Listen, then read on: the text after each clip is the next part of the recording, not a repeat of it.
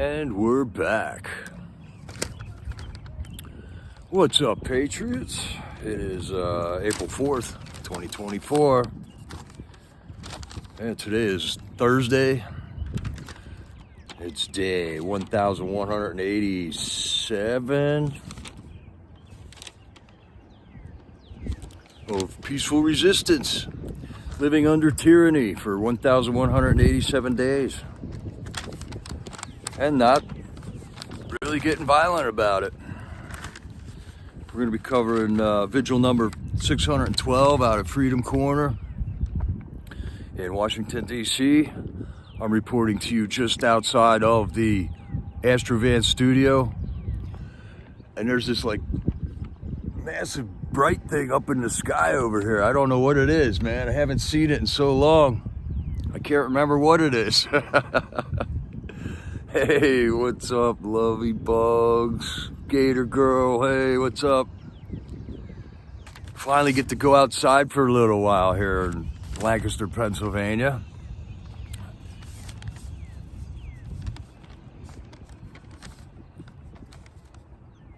And hopefully they had their last night of rain in DC, man, because that was a push to have that much rain in that many days in a row out there. The Patriots on Freedom Corner doing an awesome job of getting those canopies put up and tore down every single time.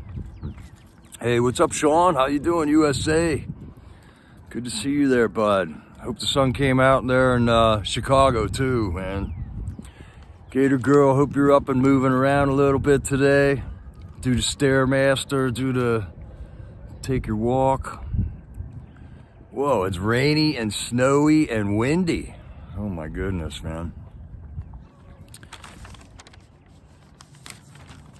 So, yeah, we got people out in the Midwest there.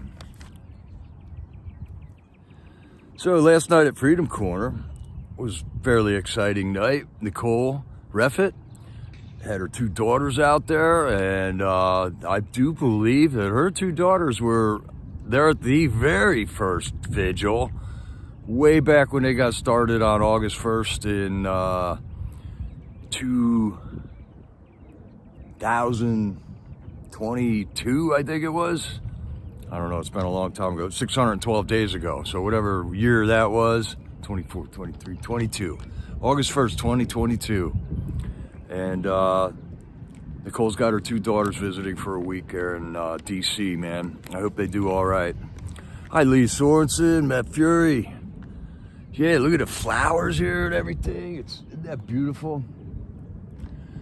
So it's been raining here so long that, you know, I just figured can't ever remember what it was like, man. Oh, Tina, look, the sun came out here. Figured I'd get outside and get some sunlight, get some vitamin D. Oh, Gator girl, you can't be cheating. You gotta do that workout. Oh no, you're mired in computer land. That's not cool. Yeah, I hate it when that stuff happens, man. I hate geeking out on my phone or my, electronics and stuff. Thanks, Matt. Hi, Matt Fury. How you doing, bud? Yeah. Nice backdrop. Lee Sorensen. So I don't know which one of you sent me a book, but there's a really awesome book that you guys sent me. It's called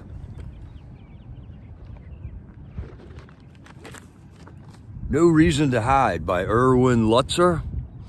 And I just found stuff in there that I just started reading it. And there was this one part, page 34 already. I don't know if I'm just going to share this while people are trickling in here, man.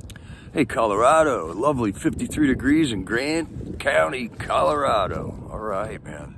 Hi, Gene Shannon.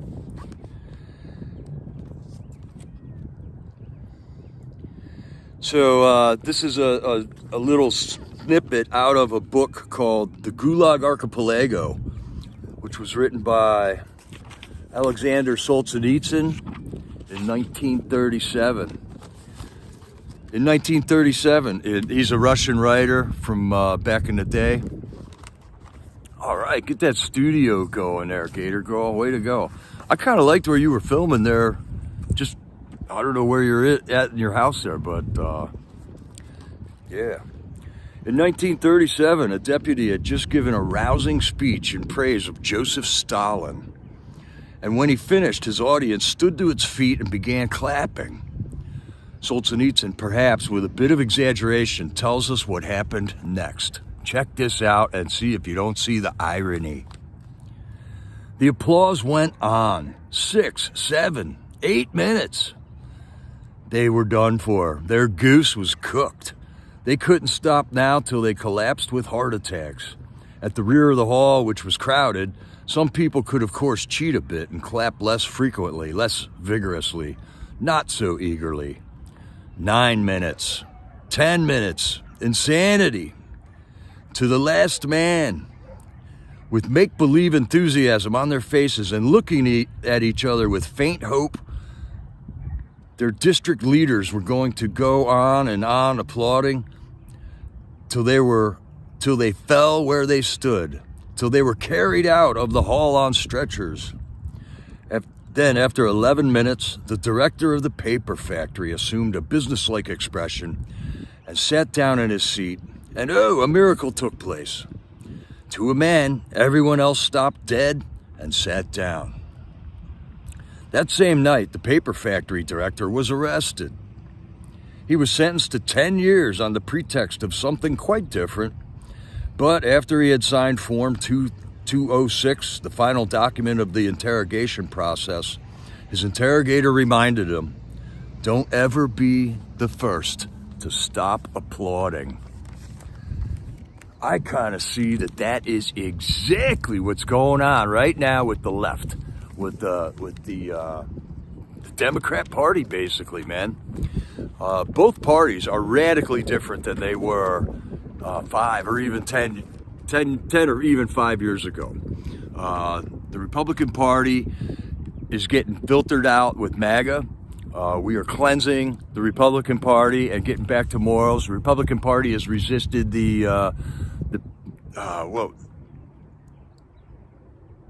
they've resisted the real people in that party for a long time. We now see that there is a uniparty in this country that's pretty much controlling everything.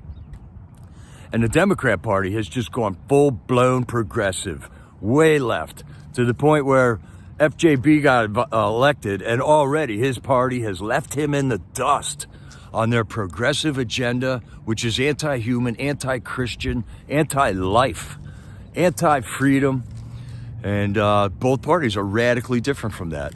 And right now, the thing that's happening is the same thing, where when a progressive idea comes forward, they all gotta fall in line, man. We gotta have a special day for trans visibility, and they all gotta clap. They all gotta clap until they exhaust themselves, and then the next thing will come up, and the next thing. We gotta tax everyone for carbon. We can save the planet by taxing people. And you got to believe the science. And they all got to clap.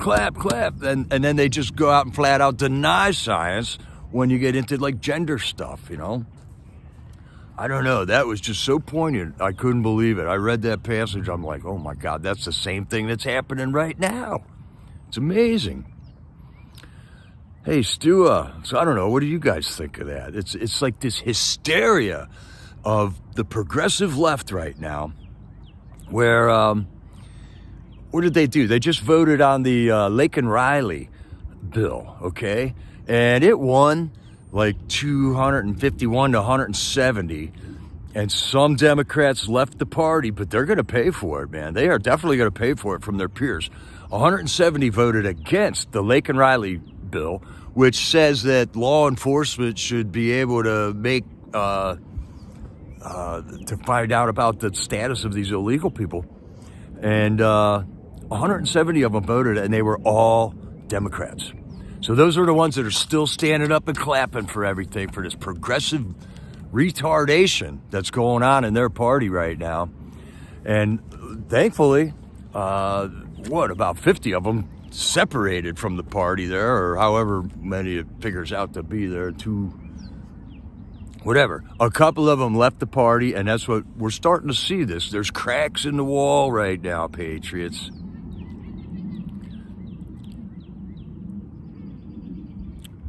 Hi, Nova. Yeah, man, I was driving by here. I just saw this is a really cool spot. Nice. It's got like a little boulder garden here and stuff. I don't know what it is. It's some kind of crab apple tree maybe. It's flowering. USA says the House Speaker needs to go. Yeah, what's up with Mike Johnson, man? The dude has done a 180. And he has now, to this day now, he has provided funding for late-term abortions. He is in an ongoing dialogue to fund Ukraine some more. And it's almost as if somebody got to Mike Johnson. Because, man, he started off good. And, you know, it's the same thing that happened to Brian Kemp, man. Never forget the Brian Kemp story. And that story is, on November 4th, Brian Kemp, the governor of Georgia, said there's election fraud on 2020, all right? And on the next day or something, his daughter's boyfriend died in a horrific car accident. And you never heard a peep out of Brian Kemp again about a rigged election to this day. And I pray to God that Brian Kemp realizes what's going on, and he just got the wits scared out of him by some thugs. And unfortunately, a young man had to die. But that's the crime that should be prosecuted, not shut your mouth and don't say anything about election fraud, man. Tina knows it's a weeping cherry tree. All right, Tina. Thanks, man. We learn something new every day here. Hi, Crying in the Dark.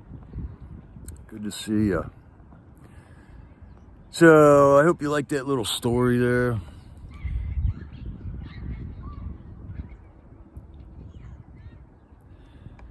Yeah.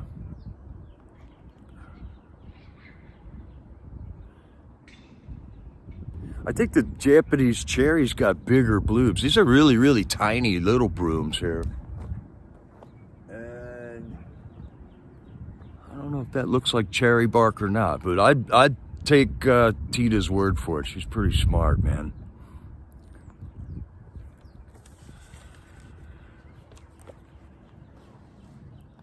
The conspiracy theory. Well, hopefully we're going to get to the bottom of all the conspiracy theories here. And that's what we're doing at Freedom Corner every night. We are standing against the conspiracy theory.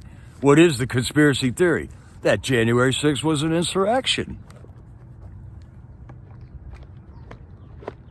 I mean, that's the real conspiracy theory. And then they project it onto us. And they say that we're the conspiracy theorists, you know. We're going, hey, what's all them lines in the sky? And they go, oh, it's nothing. It's always been like that. Well, I know for a fact it wasn't always like that, because I can remember back in the late 60s, early 70s, there was no big lines across the sky like that.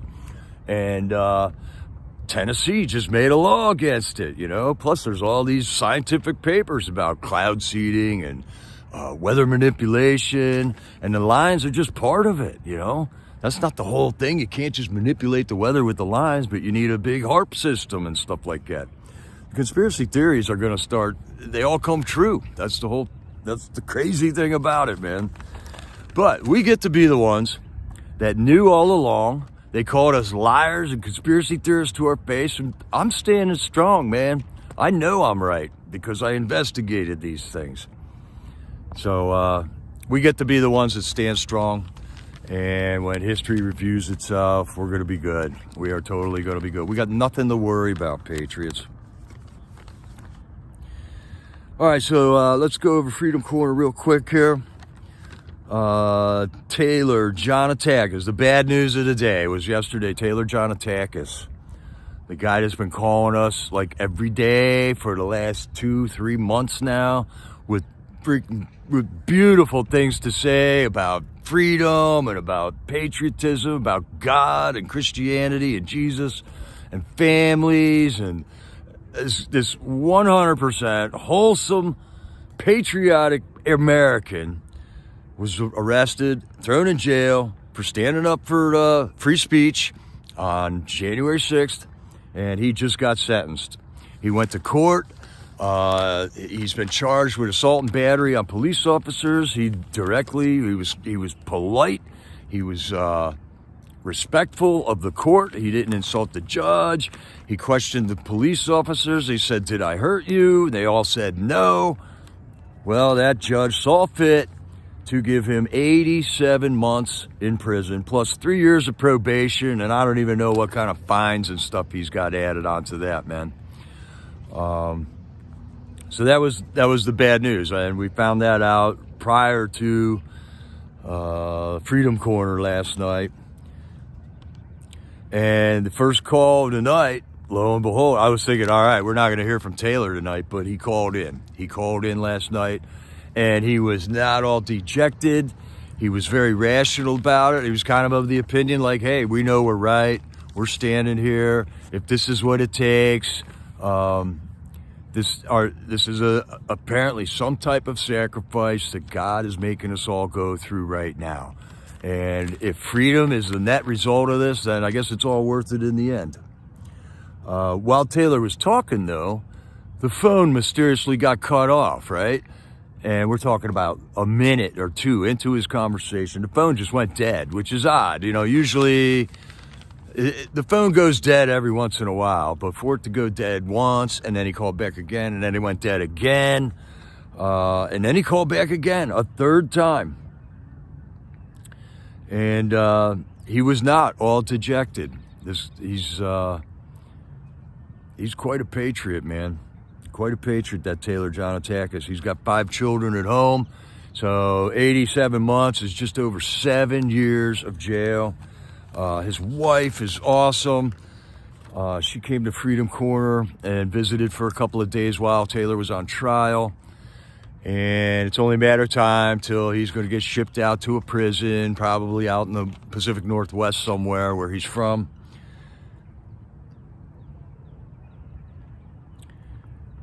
He said something about Matthew Graves used Taylor's video from January 6th to justify why long sentences are necessary. So I don't know what was in that video. I think Matthew Graves is one of the head prosecutors of all the J6 trials and stuff.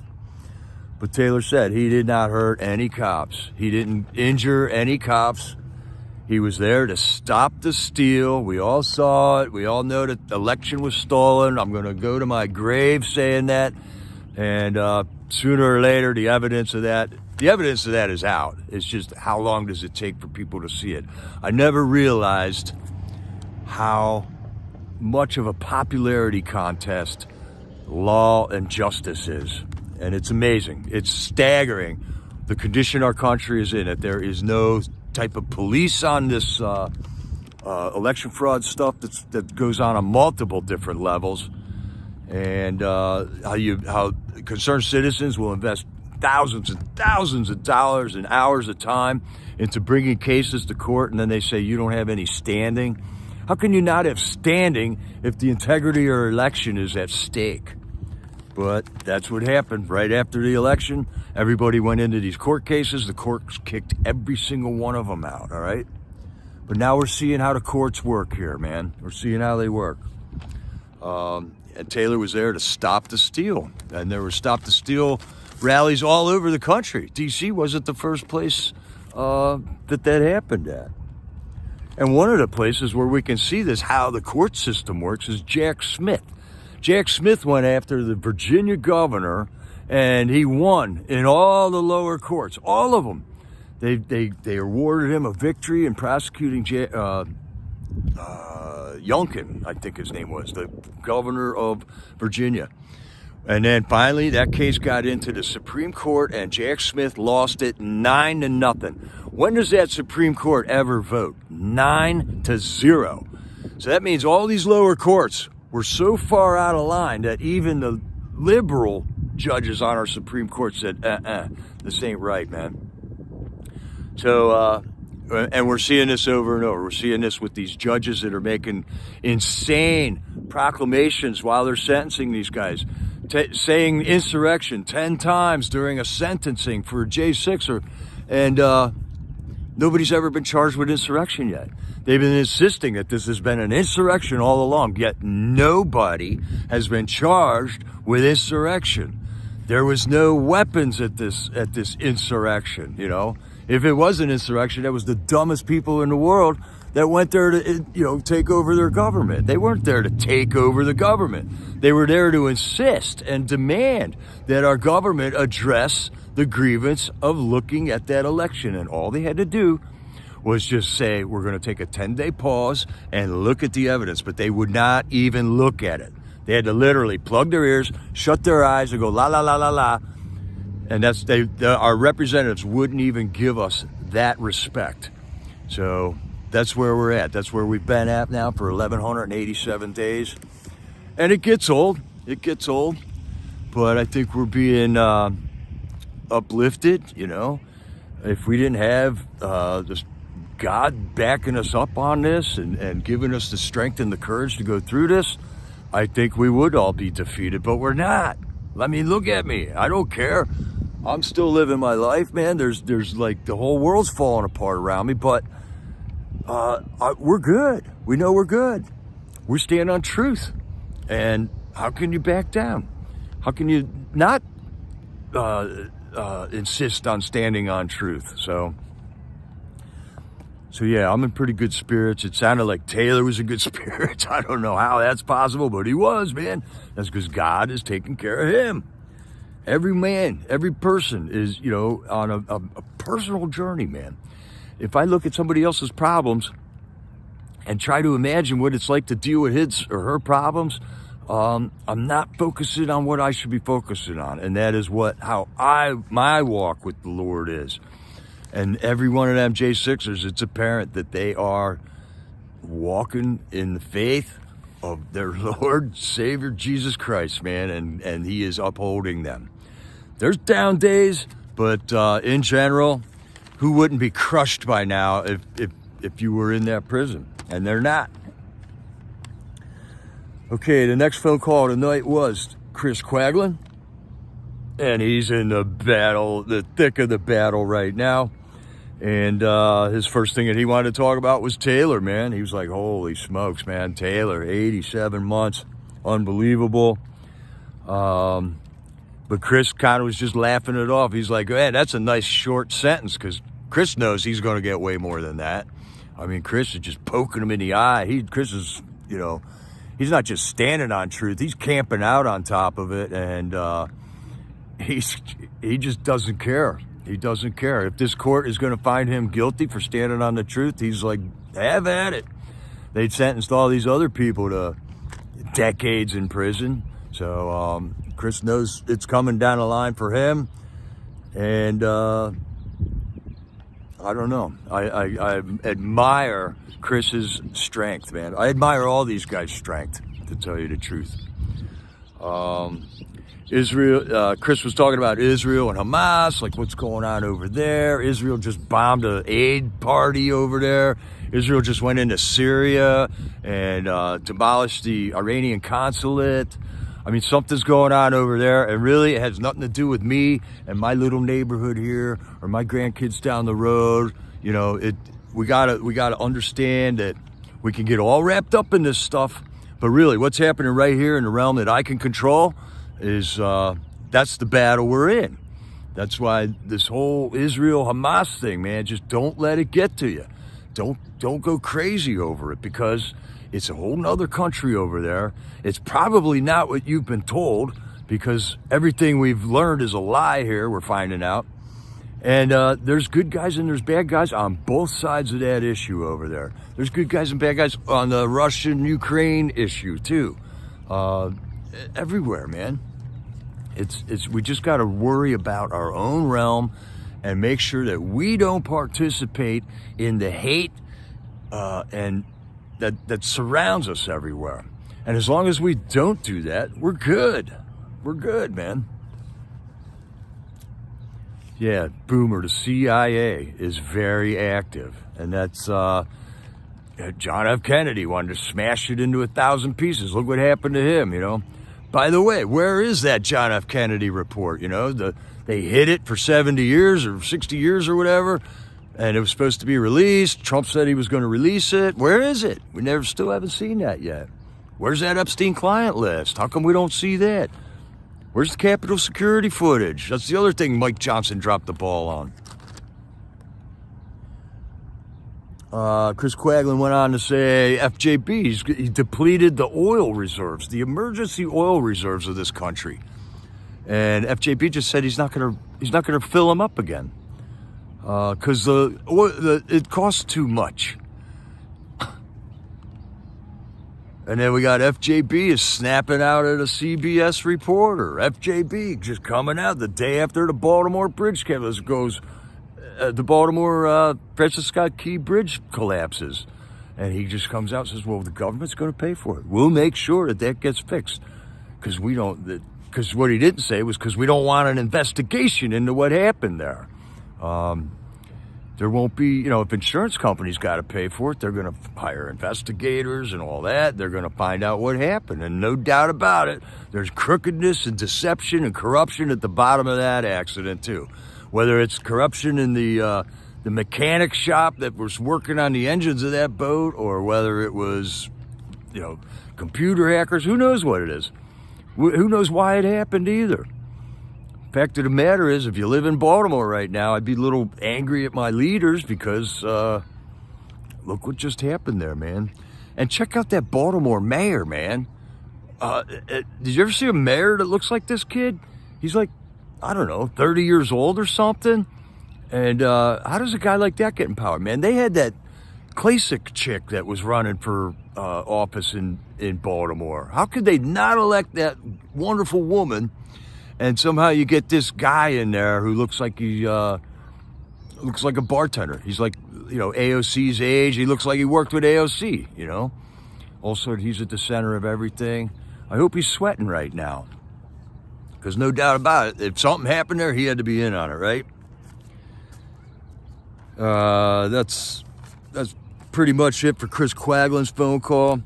Then we got a phone call from John George Todd. And that was just a great conversation. He was escaping his prison for a while, talking about barbecue. If he was out, what would he be grilling up right now? And he was talking about, I think he was talking about Texas with Tammy on the phone there. Just a great conversation, relaxing. He did mention Taylor, though. Taylor Jonatakis' sentence and all that. But just turned into a casual conversation, man.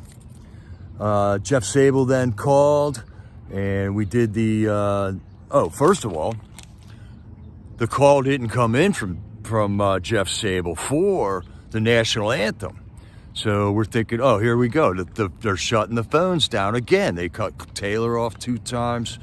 And then when it comes down to the national anthem, which we do every single night, these guys are in prison, being prosecuted by the United States government, and they're standing in solidarity, singing the national anthem every night. So the phone call never came in. Usually he calls in five minutes or so before 9 o'clock when we sing for freedom. Didn't come in. Patriots at Freedom Corner, they didn't care. They were going to sing that song at 9 o'clock because they knew the guys inside were singing it at 9 o'clock, whether or not they got a phone call. And we got to the very end of the song, and then the phone rang at like 9:03 or 9:02 or something. And, the national anthem's such a great song, we can sing it twice, We've done that a couple times on certain vigils where that's happened before. So we got to sing it with the J6ers after the phone call finally came through a little bit after 9 o'clock last night. And then we got news from Jeff Sable that he had his temperature taken, which is the precursor to he's getting shipped out of the Washington Gulag there, heading to a Bureau of Prisons facility somewhere. He doesn't know where yet. He doesn't know when yet, but they take their temperature to make sure they don't have COVID. So that means he's probably leaving. And it was Nicole or Mickey said, well, it's on to the next chapter of your life. And Jeff Sable goes, well, hey, I don't recommend this book to anybody.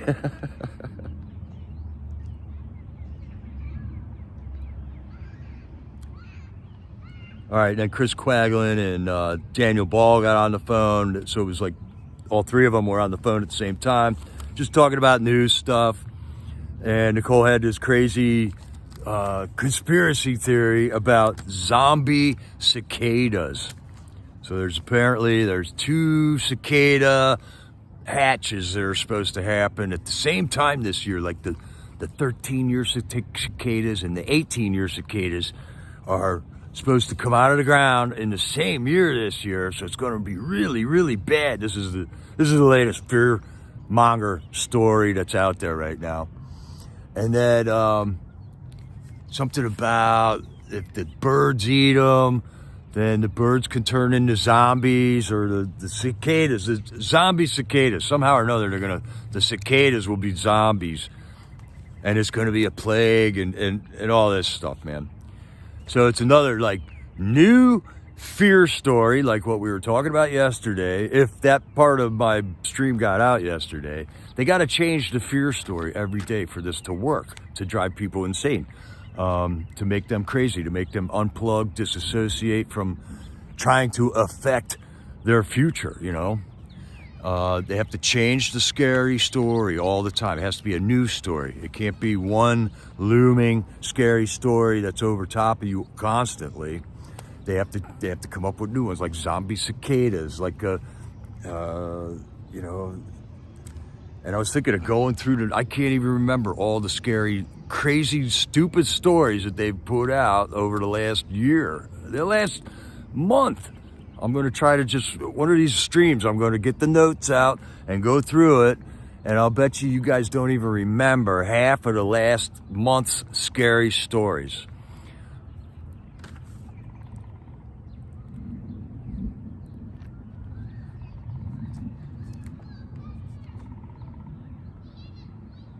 Okay, so it was only going to be sunny for a little while.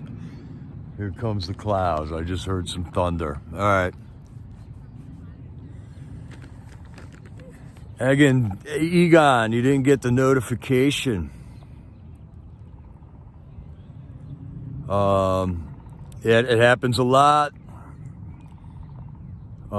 Sometimes it's good to just unsubscribe and then subscribe back, and then you do have to hit that bell notification thing.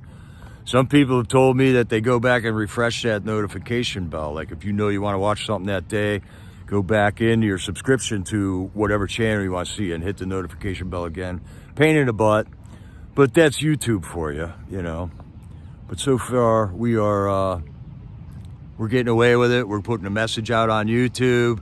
It's the only one I know how to operate, so this is what we're up against here.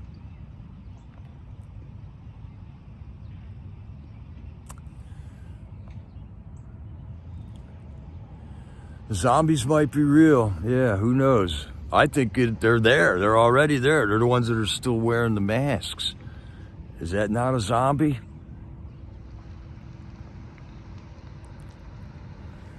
I know, Deb. It's like, when's the sun going to come out? I thought we were over it. It was sunny. I pulled up here, started the stream up. It was beautiful. And now it's like blowing in again over here, man.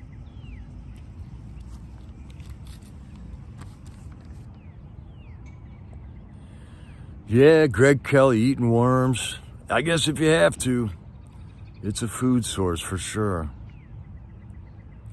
Yeah, at least I could share the sun with you, Pathfinder. I had some sun here, so I shared it with you. But it's looking like it's blowing in here. It's looking dark over there on the horizon. All right, so that was it for Freedom Corner, man. Freedom Corner tonight. I guess they're going to be setting up the canopies again. One more day of rain. But sooner or later, it's going to stop. And it does make the sunny days better when you just got through a whole bunch of days of rain, right? It's like being sick, you know? When you're sick, oh, man, it sucks. And then when you get better, you just realize how great it is to feel better after you've been sick for a while. All right, somebody get a letter from the jail. Boomer.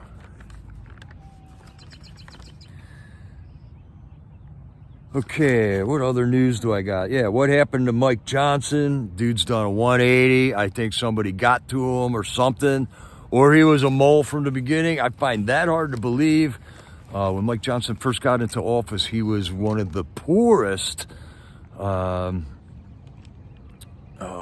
Republican or representatives in Congress.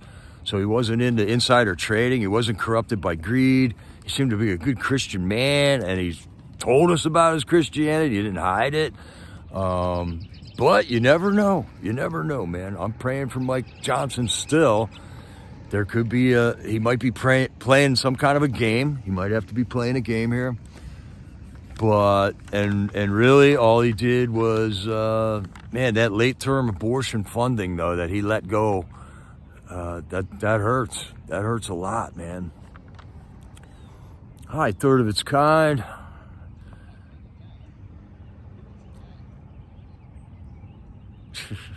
You ate chocolate-covered ants, Gator Girl. Ooh.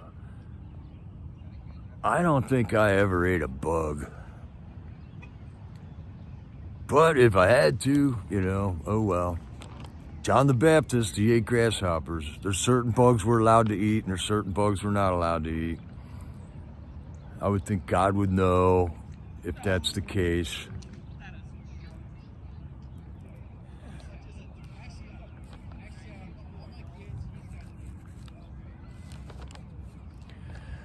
What else I got here, man? Yeah, what's with all these secrets? I'm wondering, where's that Epstein client list still? What's with all the secrets? How are we supposed to vote intelligently if we don't know the answers to all this stuff? Who's on that list? Who was on the DC call girl ring that they busted 6 months ago? Whatever happened to that? Where's that Capitol security footage from January 6th? Where's that JFK assassination report? And, who killed Martin Luther King? How did Martin Luther King's family sue the CIA and win in a civil court? And we don't get any answers on why they took Martin Luther King out. I'm tired of my spooks in my country here. I think we got to get rid of them. But Mike Johnson just funded a brand new FBI facility down in Maryland, and it just goes on and on and on. Our government has done zilch for us for the January 6th atrocities. They just ignore it. We've made tens of thousands of phone calls. I know we did tens of thousands of phone calls to these people, and not a peep out of them about it, man. That's what I think it is, Gator Girl. Somebody's blackmailing them. They got to him, or he just is so outnumbered and powerless that he can't do anything. He can't basically do anything. In which case, it's time for us to abolish this government. Marjorie Taylor Greene was just on a Tucker Carlson interview that said the people have every right to get rid of this government. This government no longer represents we the people, and we have to come to that realization. They have not done a damn thing about a totally rigged election. They have not done a damn thing about an illegitimate president ascending to the presidency and then opening the border wide open, which was a problem that didn't exist because Donald Trump had it closed up and everything was running peachy. Opened up the border, started a war in Ukraine, started a war in Israel, just shut down our oil, shut down our water, or our oil reserves here in the country. We're buying oil from our enemy. So how do we call it peacefully? That's going to take many, many people coming together, united, and just standing together. It is totally possible for 50 million people to come together and demand that these people be removed and we hold new elections and return to our Constitution, because these people have broken their oaths. They broke the oaths when they certified the election. They are supposed to defend this country from enemies, foreign and domestic, and a domestic enemy just rigged the 2020 election. So they have dereliction of duty, man. Asleep at the wheel. Somehow or another, we got to figure out how to do this, man. I don't know if it's going to be work strikes. I don't know if it's going to be nobody pays their taxes anymore. But there is going to be a little bit of civil disobedience involved with that. But it's not going to be violence. That's for sure. It cannot be that. That's what they want us to do. And then it will verify the need for their tyranny. And that's exactly what they're instituting on us here. Okay, I'd like to bring your attention to another New York trial, another screwy New York trial, in addition to the one that's going to be starting up on April 15th for Donald Trump with the Stormy Daniels hush money case. There's another trial coming up for a dude named Doug Mackey, and you may have heard of him. This was the scary story 2-3 months ago. Doug Mackey put out a meme on social media that said, that told people, it had a picture of Hillary Clinton on it, and it said, you can now text in your vote. Text something, something, something to vote for Hillary, okay, in the election. And they prosecuted him for that, for misinformation. And they were asking for 10 years in prison for this guy. They sentenced him to 7 months in prison. They convicted him for a meme, okay? A meme that said, all you got to do to vote for Hillary is to text this number on your phone, which is a blatant lie. Any idiot can figure that out.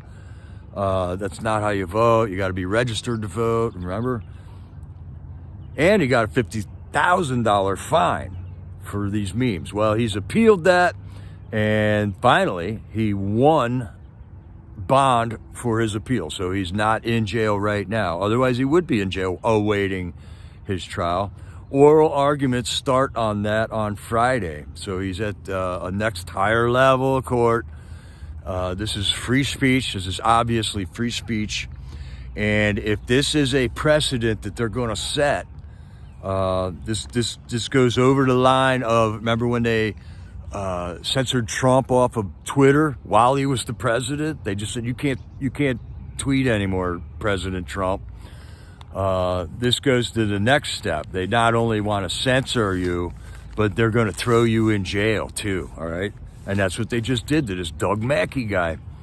So this is why we need to stand and demand that this is an injustice. We have free speech in this country. We have a constitution that assures us of this free speech. That is a right that comes from God, that is instituted with the Constitution. It's not like we made up a rule, everybody can say what they want, you know?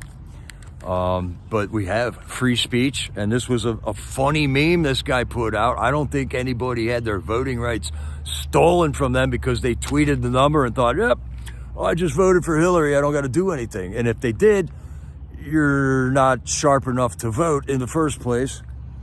But here they are. They convicted this guy and sentenced him for free speech, in addition to all the J6ers, in addition to all the abortion clinic people. They're sending you to prison now for you're expressing your free speech rights. And this is why we got to stand up against this, America, because this is one more step towards that. Now, next thing you know, you can't talk about this, you can't talk about that. They'll start making up things you can't talk about.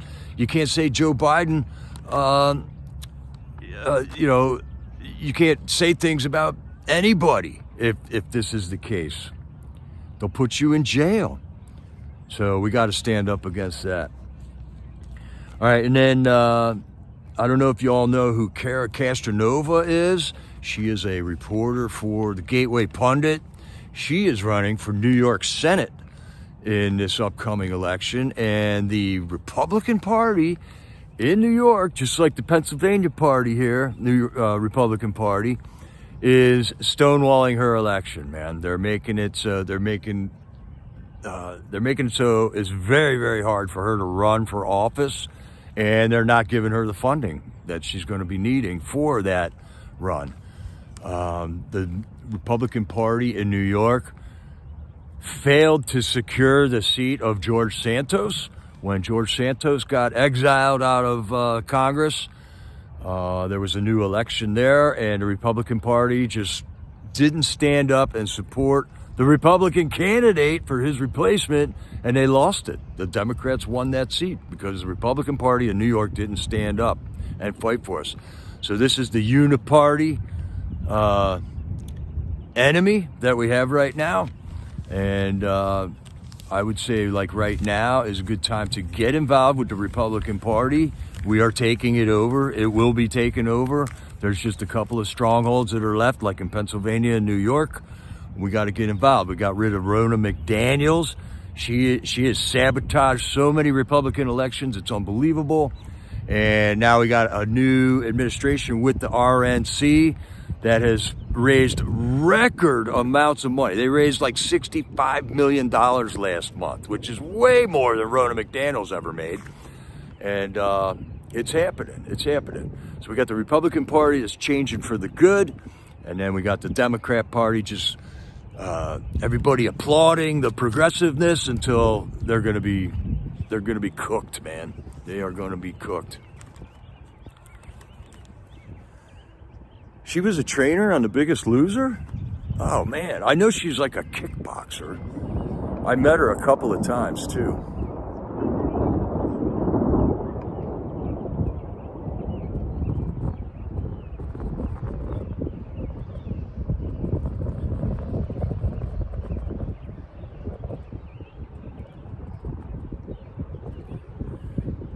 Yeah, we got to demand our justice.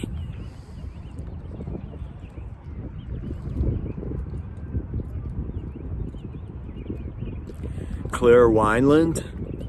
Claire, is she with the Children's Something Fund with Robert Kennedy and stuff? Robert Kennedy Jr.? I know one Claire, and she was the Claire that was at the People's Convoy. Yes, Jerry, that was thunder.